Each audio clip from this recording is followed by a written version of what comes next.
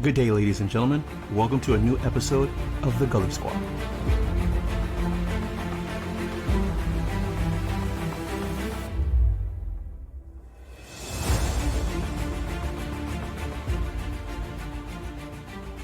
How you doing, everybody? Hope everybody's having a good day. Moving along. Weekend is almost here. Oh, I'm ready for it. It's been cold. Shit. It is cold. It's, here in Florida, where I reside at the moment. Well, I've been here for years. Left New York, came down here, got some of that Miami heat, and was like, ooh, I like it. But it's getting a little cold up here. It's a little chilly. So, what's been happening in the news? Oh, so much. So much to discuss. But there's a few things we're going to like to talk about. It's got our attention. And unfortunately, Ohio is back in the news. Yes. Ohio. Unfortunately, a young 23-year-old black man was gunned down. Murdered in front of his home. Now, I posted this earlier on the Gully Squad. And it really upsetted me because, we hear so many of these senseless killings constantly, young black man, unarmed black man getting murdered by the police, in America. System of white supremacy is all over the goddamn planet. But, here we have a specific group of, Americans who like killing unarmed black men. And this case is as I'm hearing it now, it seems like there's no difference in this particular case. This young man left the dentist office, 23-year-old young man, left the dentist office and got into a semi-confrontation with a police officer. Now, the police officer, from my understanding, was not searching specifically for him, this particular guy. But I guess they got into a confrontation and supposedly he brandished a weapon. Okay, now let's keep it real, people. Let's keep it a buck. Young black man brandishing a weapon at the police officer? That shit don't even sound right. I mean, just off the bat, that shit doesn't even sound right. I mean, you do hear, people doing some, crazy shit. And sometimes when you hear something so radical, okay, maybe we have a mental issue. But this young man does not have any, from what we're hearing, does not have any mental issues. But for him to be brandishing his gun at the police officer, I ain't buying it. But anyway, so he was driving and the police officer and him got in a confrontation.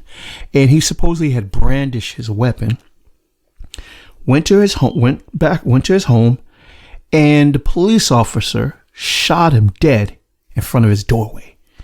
Next to his siblings, next to his family members, and his grandmother. Now, I was raised by my grandmother. That old woman, she taught me right. Love that old woman. God rest her soul. And that was heartening to me because I heard the video of the grandmother saying that she's, they shot her grandson. Looking at the young man, he could have been my boy. He looked like could have been my son, my brother-in-law. Could have been my family member. So now this police officer is under FBI investigation, as he should be, and they're trying to say that he had a weapon. Now, family members, of course, are denying that he had a weapon. Matter of fact, they're denying so much. They're saying what he had was a Subway sandwich. He went to the dentist. He had plans to go to the dentist office, went to the dentist office, stopped at Subway, grabbed a Subway, and he had a Subway sandwich. Now, how the hell you fucking confuse a goddamn Subway sandwich and a gun? It's two different things. I don't know how you confuse that. But police officers tend to do that regularly, confusing a lot of things with a gun. Now, the FBI is on top of this case from what I'm understanding, and the family's not having it. They already lawyered up and said, no, not our boy. And Ohio is standing up for this young man. They're pushing it. They're getting a lot of media attention, as it should be. What else is happening in the news? And that's an unfortunate case. And as the days go by, we're going to hear more about this particular case. I think this case is going to, I think a lot of media is going to be pushing on this case because people are upset about this one. People, as they should be. People are very upset about this particular case. What else is going on in the news? Pfizer is talking about going to have, once again, the vaccines ready by end of the year. And Joe Biden says 100 million people, black and brown people specifically, are going to be first people in line to get the vaccine. Now, if you've been following the Gully Squad, you know how I feel about the vaccines. So I'm not going to go into a rant about that. But isn't it ironic? Isn't it ironic that the first people that they're talking about getting the vaccines are black and brown people? Come on, folks. Come on, ladies and gentlemen. I mean, we do have short attention spans, but people remember what happened when COVID-19 hit. It wasn't affecting the black and brown people. Matter of fact, because I was posting about it, most of the people that were being affected were Caucasians. Was part of the Caucasian community. And for a time, people were putting memes, oh, black people are immune, which is, a bunch of bullshit. But they were saying that because it wasn't affecting the black community that way. It just wasn't. Not in the beginning. Let's remember. Let's keep our minds ready. Remember. Just wasn't happening. Now, as time proceeded, of course, the black community, the Hispanic community, of course, they got hit hard. Especially individuals with preconditioned situations, diabetes, asthma, stuff like that, overweightness. People had underlying issues. They got affected hard with the COVID. But for Joe Biden, President-elect Joe Biden, to say his first 100 days, within his first 100 days, 100 million people, and specifically targeted black people, are going to be getting the vaccinations. Now, the question is, are you going to be one of them? And we, in my last podcast, if you listened to it, which I think you did, I broke that down. I broke it down. We may not be able to get away from not getting it the way they have it. Be mindful. Yeah. 100 million people. 100 million vaccines ready. And in the UK, they have people who are taking the supposed approved early stage vaccines, and these people are getting reactions. These people who are taking the early doses of the coronavirus vaccines in the UK are getting a lot of ill reactions that mainstream media is not talking about. We have to pay attention to this. This is a vaccine that's been pushed on the market rapidly, quickly. It's only been 2019 talking about COVID, and next thing you know, 2020. Oh, we already got approved vaccines.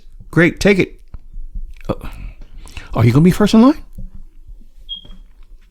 Are you? Be careful. I'm not. They're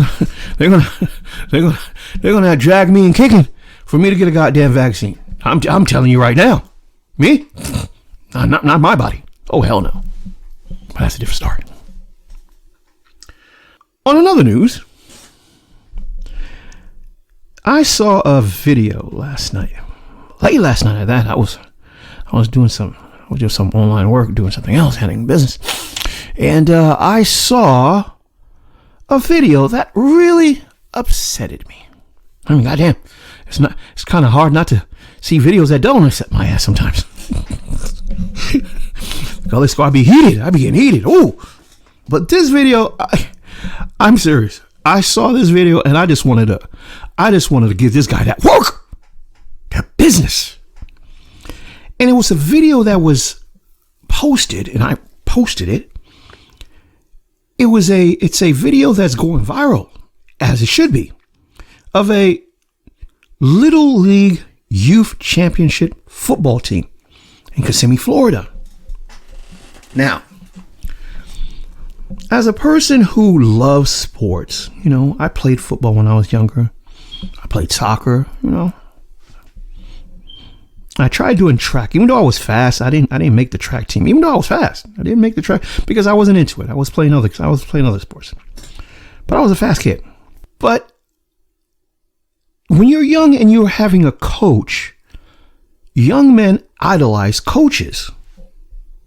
Especially if there are a fatherly figure type of strong, good coach, good older mentor coach.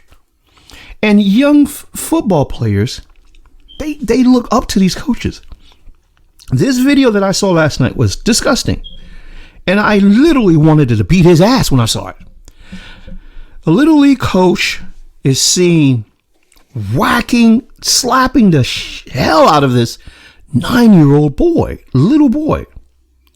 Now, football is not a game for the, weak-hearted. It's just not. It's not a game that does not take discipline. And I understand that. I played football. And seeing that, some people are saying, well, coaches tend to be hard and tend to be rough. Listen, you got coaching, you got strictness, and you got being firm. Then you have that video that showed that man. And then that video, that was goddamn abuse. Because you can tell, if you watch the video, what he did was, I guess the kid did something because the video, what we seen was the little boy, 9-year-old boy came off and the whole team was on the sidelines. And I guess he must not like the play that happened previously. And he walked to the players, the young little boys, looked for the little boy and he whacked him as if if he didn't have his helmet on, he would have gave the kid a concussion. He hit him that hard. And mind you, this was a little short, chunky little coach. Kick him in the throat. And the boys 9-year-old little boys. These are little boys. And then he got upset. He's yelling at someone towards the crowd. And then he walks back, looks for the boy again. Now, this is where the abuse kicks in. He looks for the little boy again and does another whack. I'm talking about a whack, like he whacked him. Arms stretched back. It wasn't like a little short, if you know fighting, you could tell. He went back. Like he wanted a good swing with that whack and whacked the kid again. If the little boy did not have that helmet on, he would have gave him a concussion. No doubt about it. The boy would have been on the floor. And the organization, the guy's already, I don't know his name, but the guy's already, got his Facebook deleted his social media, deleted his social media, and the organization in Kissimmee, Florida, young youth football organization, has already apologized, no weak ass apology, towards the situation. They're trying to say, well, he's a good guy, and he just had a momentary, lack of judgment, and we sometimes we do have a, ill judgment moment when you're playing sports and things are getting heated, but the manner of the way he did this is a difference. The manner and the way he did this is as if he didn't care who was watching. He didn't care that he was in a group of people. So it makes me think of, if you can hit that boy that hard twice, not once, but twice, in the vicinity of a group, as well as people watching on the bleachers, what the hell do you do when you by yourself? What the hell, dude? And it wasn't his kid. They're saying that was not his kid, which makes it even worse. But still, it wasn't his kid. So if you can do that with all those parameters in place, being in public, doing in front of other people, do it in a group, and doing it twice, what do you do behind closed doors with your own kids? Sometimes you gotta look deeper. Some people say, "Oh, you shouldn't look so deep." I look deep in everything. God damn it. I analyze that shit. That's a sign. There's some trouble going on there. Maybe he needs to be slapped the hell up. Maybe that's what he needs. Sometimes, sometimes individuals pick careers where they could abuse people. Sometimes police officers, not all, of course. Many people who join the police force, they want to do good, but there are some who join because they like the power to abuse. And there are some people who like working with children, which we all know, who have sexual deviant mentality and behavior that purposely choose positions to abuse children. Catholic priest. So, yeah, this guy, he deleted all his social media, deleted everything. And but I think somebody's going to rub on him. I think he's going to be pulled up for charges. And I think somebody's going to give him that work. Someone's going to give him that heat. Because he deserves it. If that was my kid, well, first of all, that wouldn't be my kid. That wouldn't be my kid. Yeah, I would never even talk about what I would do to this man. It would just happen. But somebody may touch this guy. They may put some hands on him. And they will be rightfully to do so. Just so you know you can't do that again. And I think people generally understand that. Black society does not have a problem. Well, we don't have generally, things have changed a little bit. Things have changed. But black society generally, when you have a child and your child is acting out of place, a family member, especially in the past, family member was known to discipline a child. Oh, my uncle, I got out of line, grab me by the collar. What the hell are you doing? Cut that shit out. It's kind of expected. If you have a child and it's a family member, you getting out of line, the child's trying to play with fire, or some stupidness. The family members should be there to watch over and help a child in disciplinary actions. I do believe that. That doesn't mean I believe that you're supposed to be whacking someone else's children. Oh, hell no. And that's the difference. We now have we now live in a society where children are not being reprimanded. Okay, I got you, by anyone else, but supposedly a family member. And even the mother and the father now can't even reprimand the child. Okay, fine. We moved to that part of life now in American society. Some may agree, some may disagree. But seeing the path that what this man did as a coach, once again, football coaches tend to be stern. Football coaches tend to be a little abrasive. They tend to be domineering. They tend to be tough.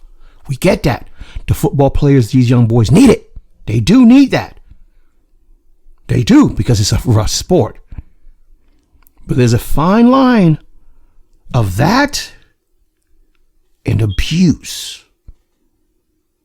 There's a fine line of being stern than being overly heavy-handed. There's a fine line of a young man looking at a mentor as a coach, and he's saying, you know what, that coach, he's tough, he makes me run a whole bunch of laps, but still respecting the coach. And compared to a young man being abused by the coach, and he's fearing the coach. He fears just even listening to the guy. He looks at him and is like, oh, 9 years old, I'm scared to death of this guy. Not because of respect. Because he's abusive and he's fearful. That's different. That's different. And when I saw that young man look at him, when I saw the kids look at him, they look scared. They look genuinely scared of this man. We don't need people like him teaching our kids. We don't. We don't need men like him directing our children. On that note, everybody, I hope you guys have a great day. And as always, I bid you peace. On that note, family, don't forget to subscribe, like, and share. Support the Gully Squad at patreon.com. And remember, we are one.